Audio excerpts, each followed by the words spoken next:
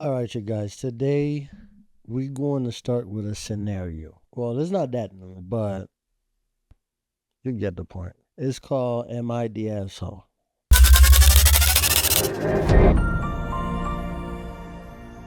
I had somebody sent me a message on my IG because I was reaching out to a few people, letting them know that I'm doing this podcast. So, that's somebody I know. For the purpose of the video, I will not use their real name. All right. So basically, his message said, "Am I the asshole for thinking the way that I'm thinking?"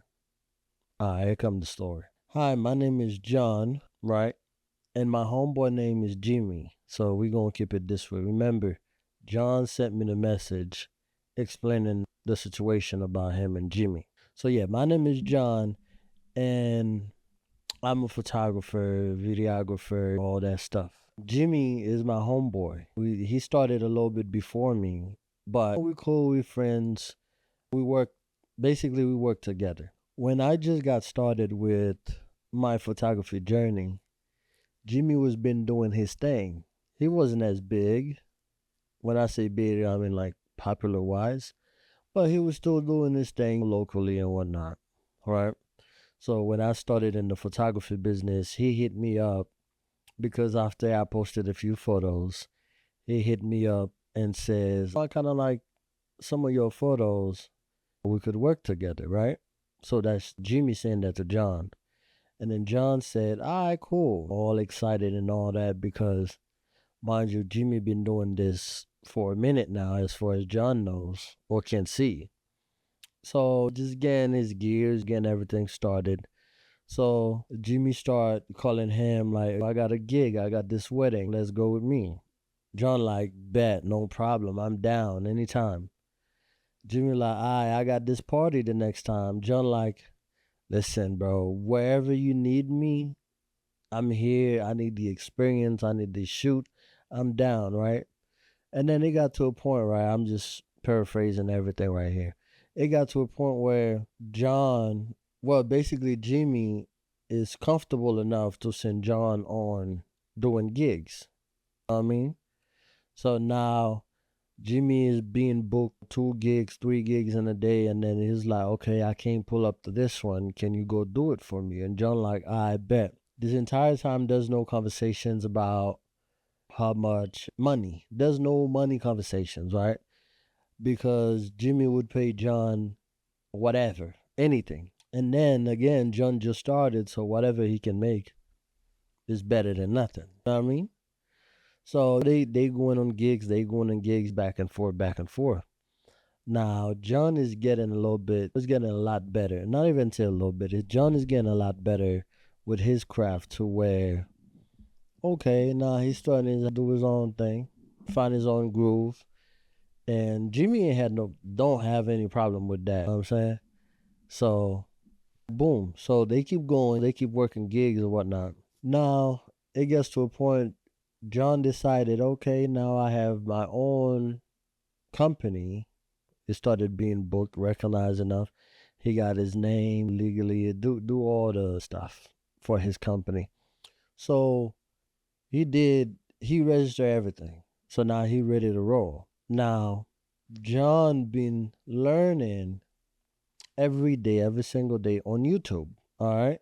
He never stopped learning. Even though he's doing gigs, he's being booked, he never stopped learning. He keep going to YouTube, watch videos, listening to people talk, sharpening his skills pretty much, which a lot of you guys can relate to.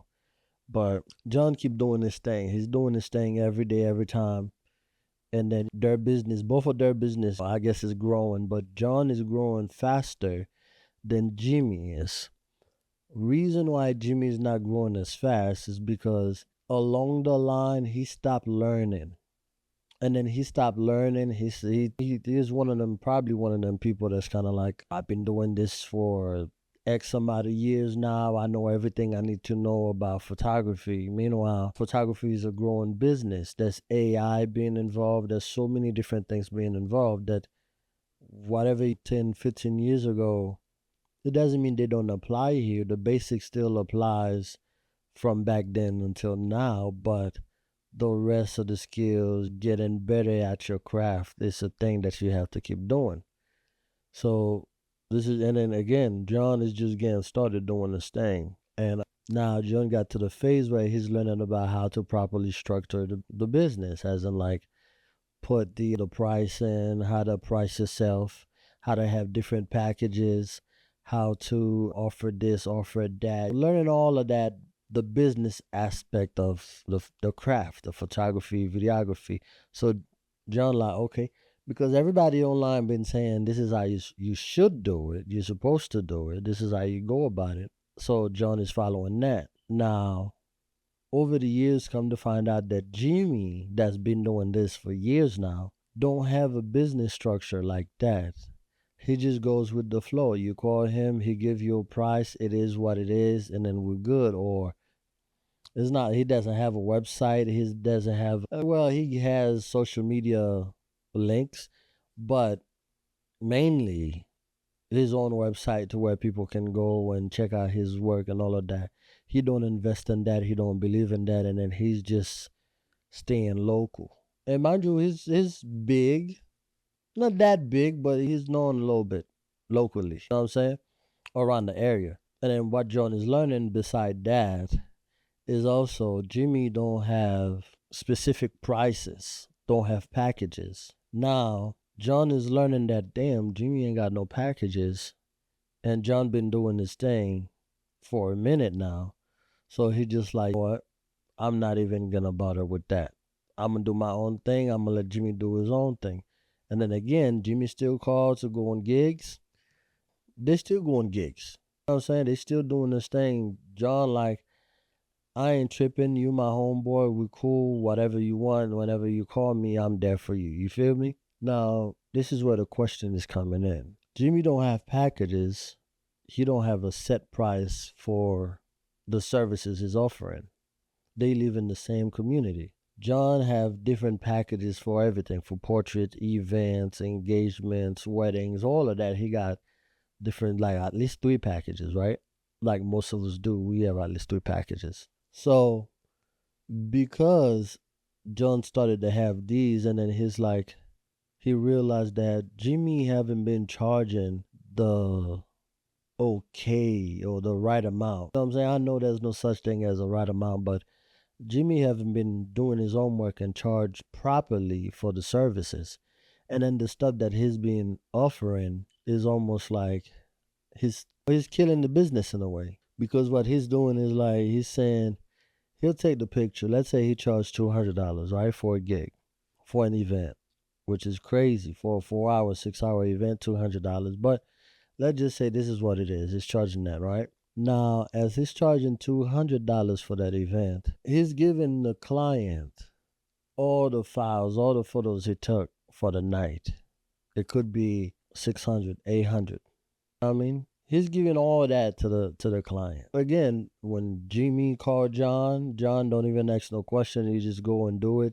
Give him all the files, whatever Jimmy wants to pay him, he get it. But John is getting the experience and the files that he can use for his own page and website and all of that. So John is starting to feel like Jimmy is not charging enough for the services that he's providing, which is somewhat sort of affecting his business now. Because let's say Jimmy's package, or let's say Jimmy's offering $300 now, $350 now for an event of 4 hours, and then that same 4 hours for John, that package is $500 with limited edited photos. It could be 100, 150, 200, but it's limited.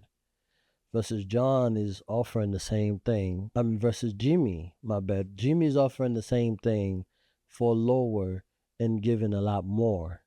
Now, again, remember what I said, that Jimmy stopped learning his craft and John was still like, keep on going? John photos allegedly looks better than Jimmy's photos. You know what I'm saying? Because he learning the craft how the colors should be, not supposed to be, because photography is very personal to the photographer. But he's learning some of the things that should be done the proper way. So he's doing this thing to the point where he's like, okay, If Jimmy's charging $200-300 for this, now I'm elevating the business. I'm paying for all of this softwares and all of this stuff that I'm paying every month. Why should I charge the same thing?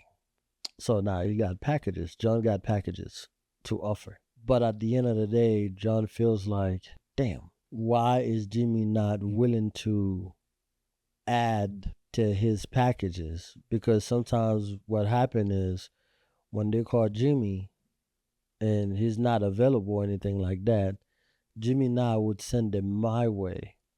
And then they are used to his packages and his prices. Now, when I'm giving my packages and prices, I'm technically losing these clients. They weren't mine to begin with because they knew him.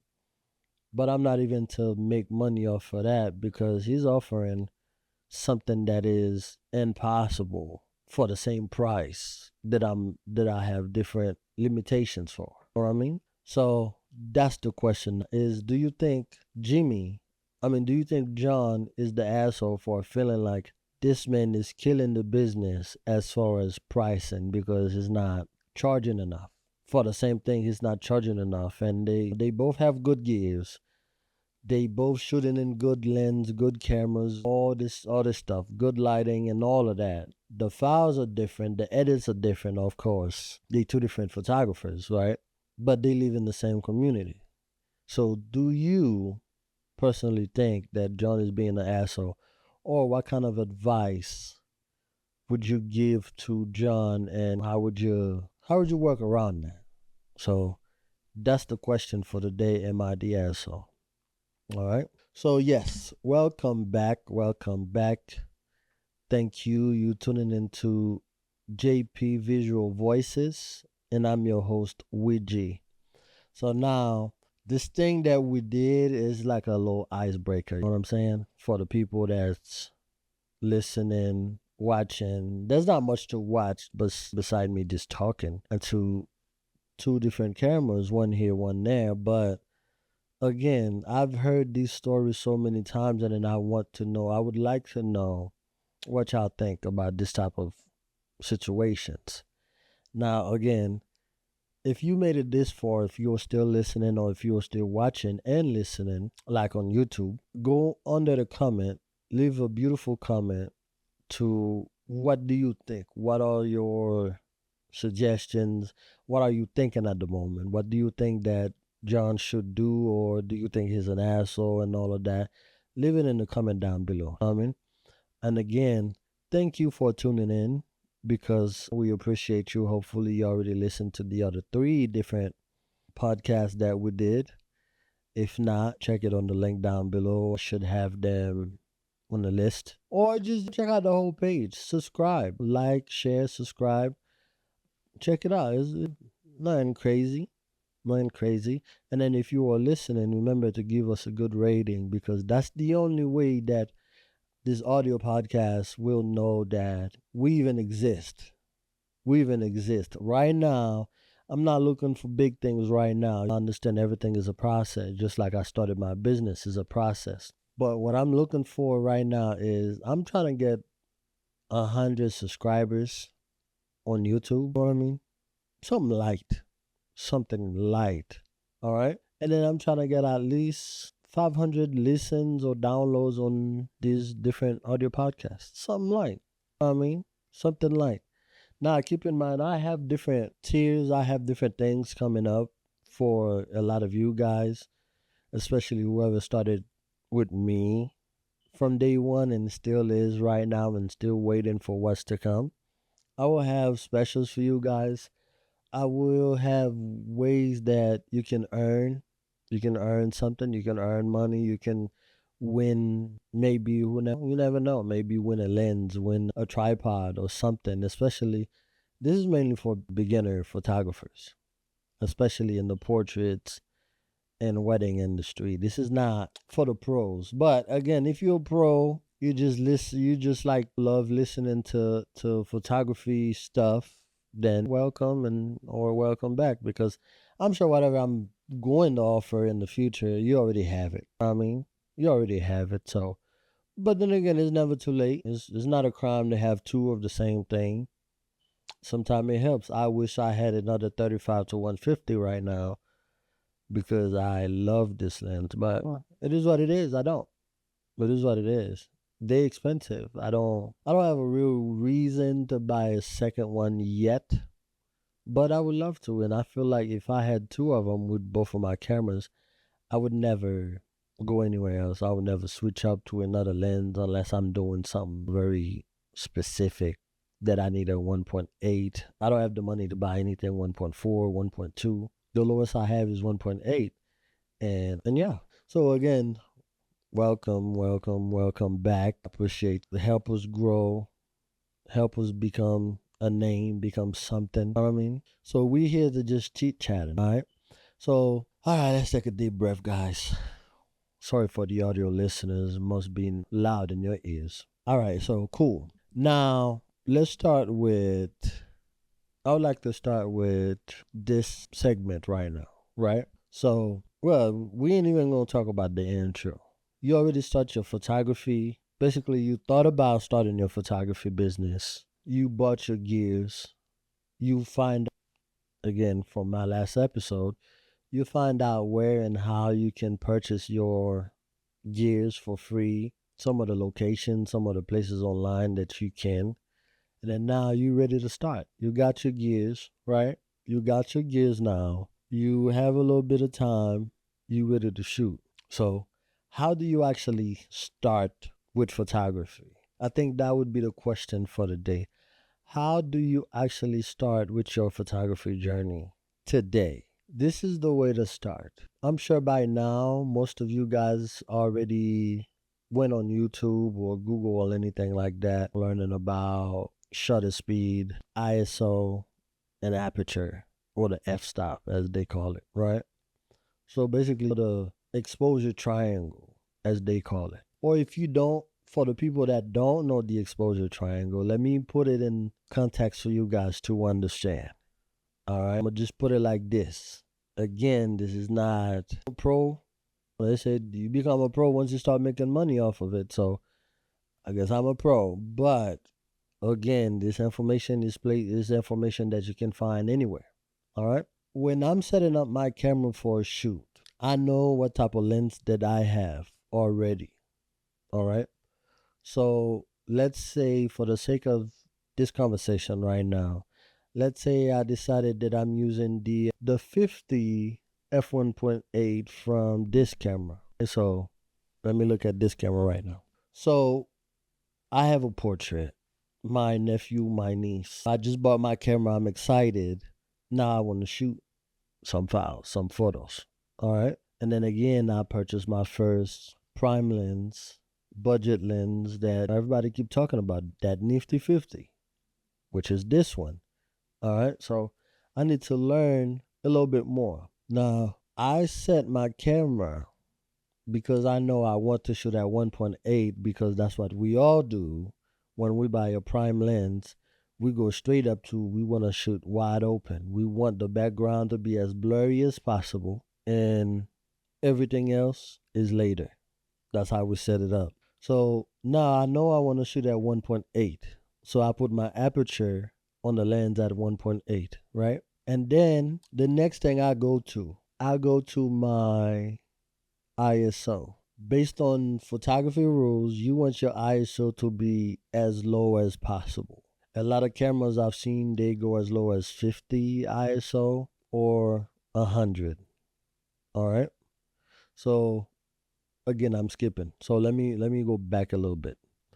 With the aperture, what it does, once you properly focus on your subject, like we focus on me right now, as you can see, the background is a little bit blurry. Anything behind me will be blurry, and anything in front of me, like my hand right now, or like my phone right now, is still blurry because the focus is on me. So that's how you get them beautiful, nice photos, right? With the aperture, is basically keep whatever you put in focus sharp and then everything else blurry. Now with the ISO, again, we keeping that, let's say for the sake of argument, we keeping the ISO at 100. ISO 100, which is basically letting the camera know there's sensitivity of the light or the amount of light we want to enter the sensor. What I mean by that is, right? So follow through with me. Aperture is 1.8. We outdoors. So that means we are super bright right now. Super duper bright. Stupid bright. We put the ISO at 100. We reduce a lot of the brightness because it's not all the way high. And I'll give you different scenarios. Now, it all depends on where the shutter speed is, which we'll get to that. That's how you do your exposure triangle, right? Now, let me give you a different scenario before I even go to the shutter speed, and then I will combine all three. Let's say again, I'm indoor, there's no lights. I want to shoot, I would love to shoot at 1.8 again because I love them blurry photos. You know what I'm saying? Not blurry photos, but them blurry backgrounds and all that. So again, we know we want to shoot at 1.8, which help with lighting. If you're in the dark, if you inside, you indoors, you're doing an event, you're doing a wedding where they dim the light a little bit. A lot of times we go back to the aperture to put it as wide as we can, which is the lowest number. Now, instead of shooting at ISO 100, now we can boost it up to 800. All right. Essentially, what it's doing is there is still a little bit of ambient light in the room. What we're letting the sensor on the camera knows that, okay, there's lights in here, just not bright enough. So how can I introduce some of these lights to the sensor to make it look like it was not daytime, but it was lit enough? So we bring the ISO higher. Some of these cameras now, they back in the day when I started, my camera couldn't do anything higher than 400 or 800 before I introduced grain and all of that like crazy to the footage, to the picture, right? But right now we got cameras doing up to 12,000, even higher than that. Higher than that is crazy. But there's cameras who's doing crazy numbers out there. So it's not even a big deal almost anymore. So to recap, we shooting at aperture 1.8, all right? On the daytime, as the ISO is as low as possible. In the nighttime, we're playing around with the ISO and see what's a good number. That's what the ISO does, introduce a little bit of light. Essentially, all three of them introduce lights to the sensor, but in different ways. Now, we're going up to the third one, which is the shutter speed. The best way I will explain shutter speed is, again, is almost in the name. How fast you can take a picture. How fast you can capture this motion. If you photograph an artist singing on the stage, moving cars, moving airplanes, moving anything, you want to freeze and stop that motion as you shooting. You know what I'm saying? You want to freeze that to look like, okay, damn, that's a good picture. You want the artist to not look blurry when they let's say they grabbing the mic and they singing, they doing the thing. I mean, you want that hand to be moving, that's moving like this, to not look too blurry. We're talking about pictures. Right now it's on video. I'm shooting at 50. Shutter speed is at 50 because I'm doing videos. But if I was doing anything else like photos, it would be higher. So for moving subjects or objects, you want your shutter speed to be as high as possible. Now, back to the previous scenario when it was outdoor, aperture is at 1.8. The ISO is low at 100 as the lowest, so it's super bright. Now that's where you bring your shutter speed, maybe 2,000, maybe 3,000, maybe 5,000. It all depends on how bright your picture is on your screen. You're bringing higher and higher and higher, right?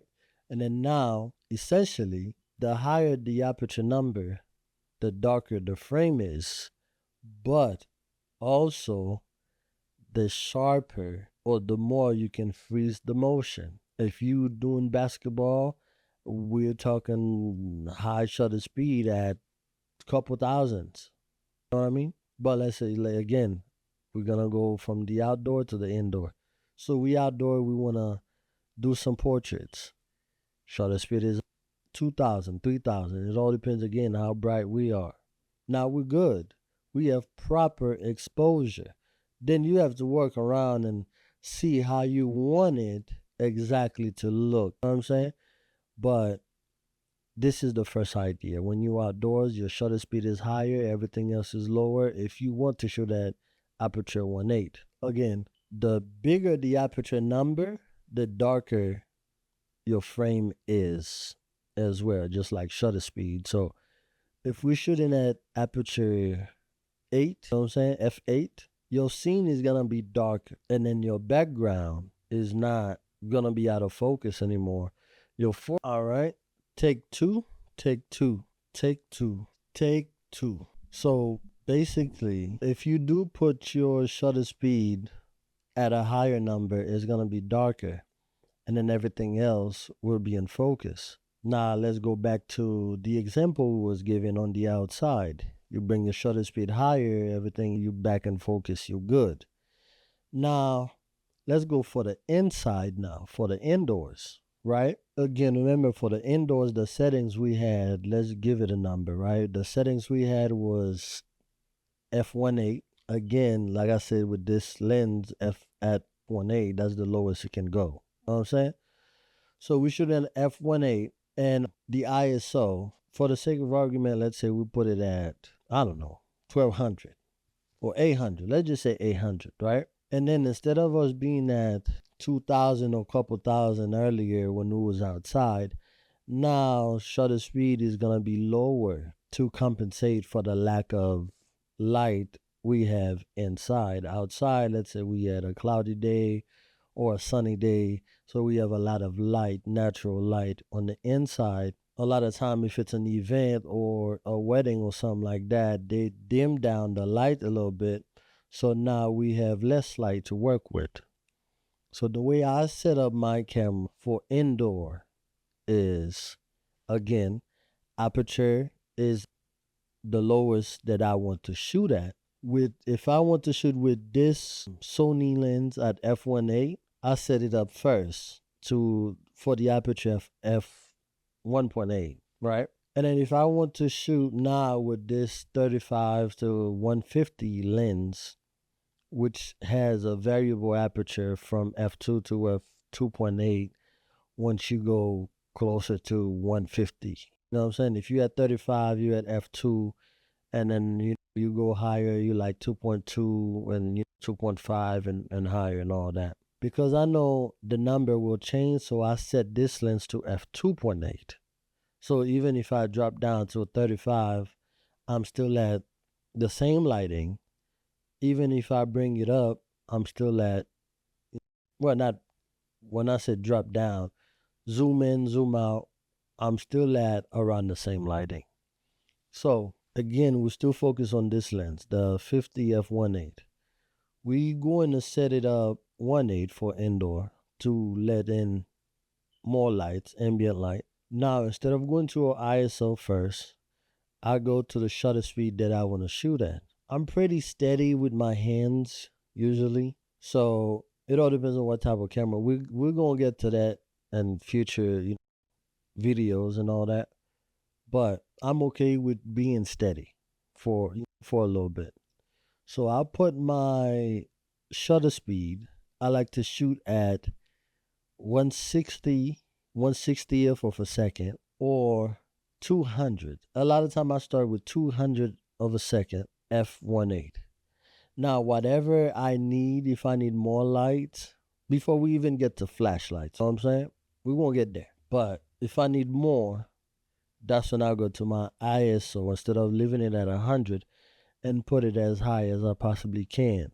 And then like I said, with these cameras nowadays, you can put it as high as you want, and then you still able to go to Lightroom and denoise and all of that and minimize the amount of noise that you have in your files. So that's what I do.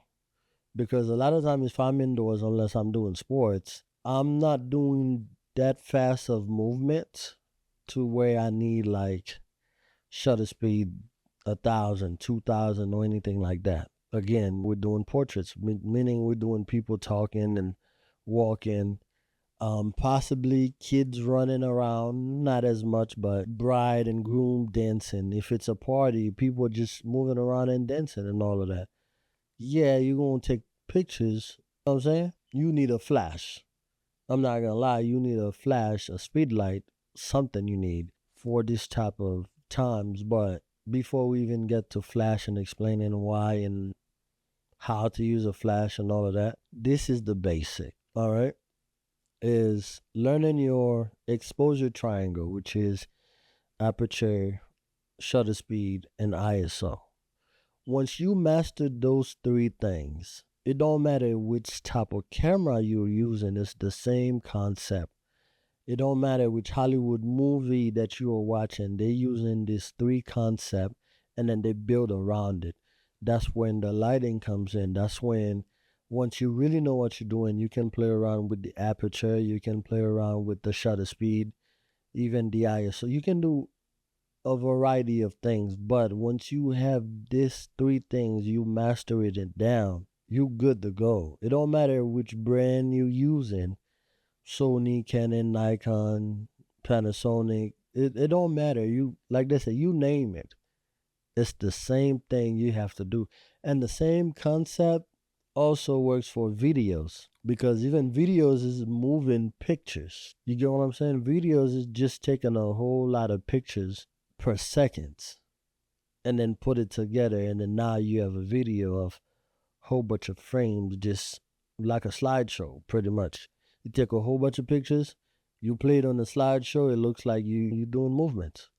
That's what video is. That's the best way, easiest, dumbest way I can explain it for the people like me. You know what I mean? So okay, let's say now you learning or you done master the exposure triangle. Alright, cool. And then you ready to do some work. You moving around, you trying to shoot this and shoot that, you getting used to your camera and all of that. Practice.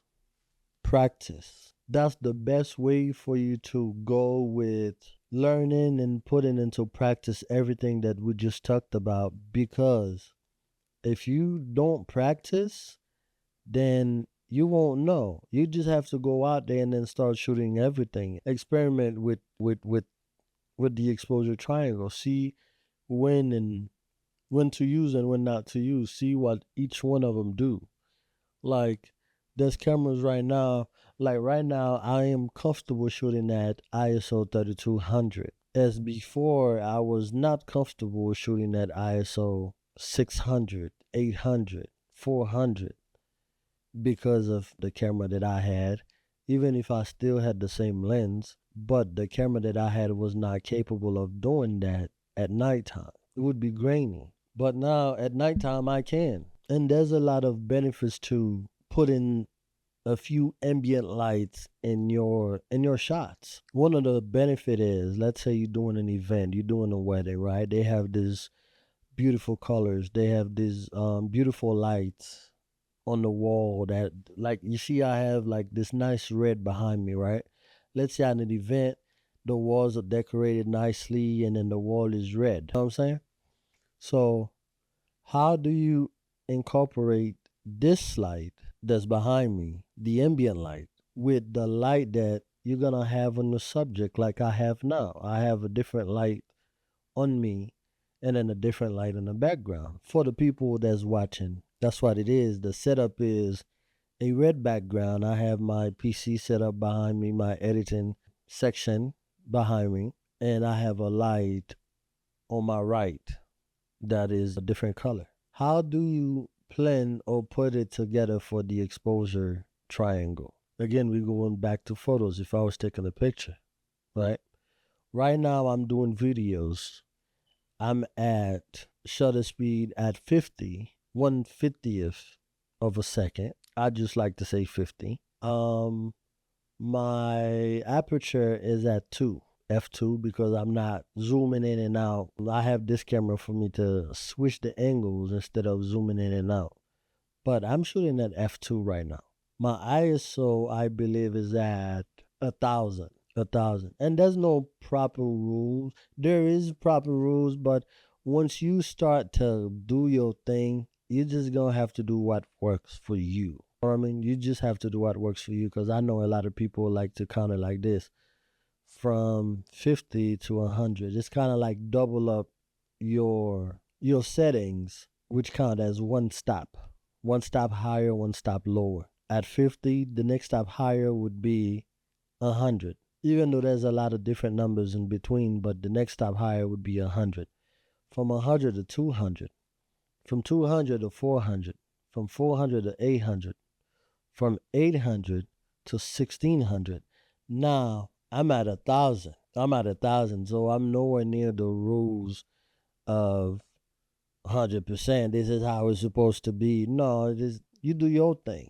But that's me. I'm shooting at 1,000. I have a nice light on here with a big softbox to illuminate me properly. And that's how I'm able to do this shoot, using the same basic things. You know what I mean? Using the same things that I just explained, that I just talked about earlier: shutter speed, ISO, and aperture. Once you master that, it's good. If I wanted to take a photo right here, I would bring my shutter speed higher. Reason I'm saying higher, and we're not talking about a flash. Let's say we still have a constant lighting like we have now, right? To illuminate me. I would bring my shutter speed higher, because at 50th of a second, there's a lot of motion, blurred motion going on. All right. So basically, I would bring my shutter speed higher. I would keep my aperture at 1.8, because I like the way the background looks behind me. You know what I'm saying? And then my ISO would have to go higher than 1,000, just to compensate for the looks that for the style and the look that I'm trying to go for. And that's the only thing I would change if I was doing photos. Right here, I'm just sitting down. The only thing that's moving is my lips and my hand. There's nothing else. So let's say I'm doing a photo. I want to do a different pose. I can sit like this for a second and then got my picture taken. You can sit for a quick second and get your picture taken. Now, if there was somebody taking the picture, their hands may not be as stable. The lens that I have doesn't have stabilization, which is something we will learn about once we start talking about different lenses and the perks and all of that. The camera that I have do have stabilization built in, but some people are still shaky. So they definitely have to bring the shutter speed higher so I'm not blurry. All right. So quick recap for today. We talked about the exposure triangle. You know what I'm saying? How to actually get started with photography, meaning with the exposure triangle. You learn that, you learn the exposure triangle, you learn how to use it indoors and outdoors, and then you do your thing. You start moving around. Before we introduce flash and automatic or manual and all of that, raw and JPEG, all of that stuff, you start there. That's what's gonna start giving you the base of your photography. Now, once you start owning your skills, that's when you start learning about, should you shoot on automatic everything? Should you shoot in manual everything? Like, or which one should you leave on automatic or manual and all of that? We're gonna get there. And then eventually we gotta go even higher to like including a speed light, a flashlight. Not, you know, basically including lights in your setups for indoors, even outdoors. Because sometimes we take pictures at nighttime and dark, and then we need lights. We need bring extra lights. You might bring at nighttime, you might bring a constant lighting like I have here for this video, or you might bring a light that's gonna go off every time you hit the shutter button. It's gonna flash and illuminate your subject, and then it goes off. You flash, illuminate your subject, it goes off, and then you play with your settings that way, and then you figure out, okay, this is my style. All right. Anyways, we learning to get these videos to be a little bit longer. I'm trying to include a few things here and there to make it more fun, because I don't want to make it this podcast like a typical podcast where you're just talking about just only photography. No, like I want to bring some fun facts. I want to bring some am I the asshole type of vibe. I want to bring some top 3, top 5. Everybody's doing top 5. Why not? So yeah, I'm trying to bring some fun for you guys like we did today, testing things out to see what works and what doesn't. Like in my DSO top 5, we're going to start with most of the stuff we're going to do will be about photography wise, and then eventually it will expand a little bit more. Still have photography involved, but widen up a little bit. It could be some about being an artist, being a client, a customer, however it is. I would try to keep it fun. Hopefully it is fun. So yeah, again, if you still here listening, I appreciate you.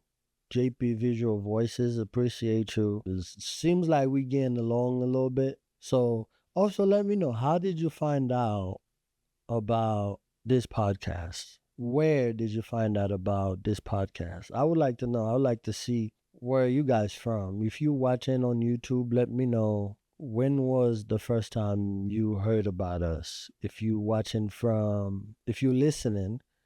from the audio podcast, let me know which ones are you tuning into. Let me know. Let me know where everybody's from. Again, help me create this community. Help me making this podcast known a bit so we can help other people. Not just help, so we can sit down and have conversations. That's all I want to do. I want to sit down and have conversation with like-minded people like you guys. They have all type of podcasts out there that I listen. You know what I'm saying? I'm a fan of a lot of them. But at the same time, there's not too many podcasts about not strictly, but focus on photography. There's a few that have photographers come in here and there and have conversations. There's a few other photographers that would do their thing, selling stuff, presets, and all of that. But I would like to have a real podcast to where we can sit down, because I can sell you a whole dream based on photography, videography, but I want to pull up and give you the reality. I want to sit down and tell you how hard it is for me to be able to do this type of videos.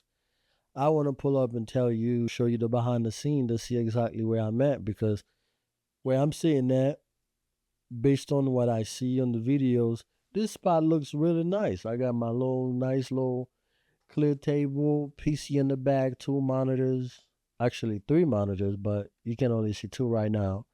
Something real nice. I got my photo album sitting right behind. But the reality, I want to be able to be like, man, it took me forever to turn this editing spot, to this little studio that you're seeing right now. And I want to be able to sit down and talk to you guys, let you guys know how awkward that I am or I feel sometimes doing this edits, when I have to edit photos for hours and edit videos for hours and all of that.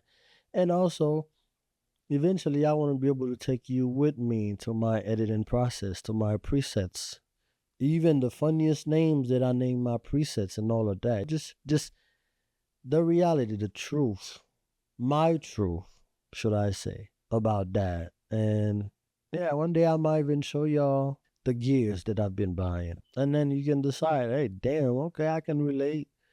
We do the same thing. Or it's like, nah, bro, you crazy. You spending all that money. You ain't even had to. Those are the conversations I want to have. I want to have a guest sitting here. We talking whatever we decide to talk about, and the vibe, the chill is going fine. I want to have that. It could be one of you guys, one of you listeners, one of you people that's sitting here watching us. It could be one of you. Just sit down and let's communicate. Again, leave us a review. We definitely prefer 5 stars. But again, it is what it is. I can't force you to give me a 5 star if you ain't feeling it. But the best thing I can tell you is, if you want to learn or hear, not even just learning, let's stay here, because right now we're bored. We're bored. So the podcast thing is the biggest thing coming up right now, and we need stuff to listen to. And then it's nice to listen to things that you can relate to. So yeah, help me. That's what I'm saying. Help me grow this pod. Again, help this video reach what? Something like 300 listen or downloads. I don't know how that thing goes yet, but you get the drift. and help on YouTube, help me reach a good, I don't know, man, 200 views. 200. That is so small, 200. But in the midst of that, subscribe, guys. Subscribe. Just don't leave me hanging, because YouTube is not gonna know this channel is doing its thing if you guys don't subscribe, because that's the only way they're gonna let the people know, okay, what, JP Visual is doing this thing, because they have 200 people subscribing per videos. I know that's a small number, but I'm just saying, don't wait until one of these clips go viral for you to be like, oh man, I should have been there since day one. You already here, bro. Just hit the like, subscribe, comment, whatever, and especially let me know, do you have similar stories? Do you somebody with similar things? Anyways, enough talking. This camera, that camera. I'll see y'all on the next one.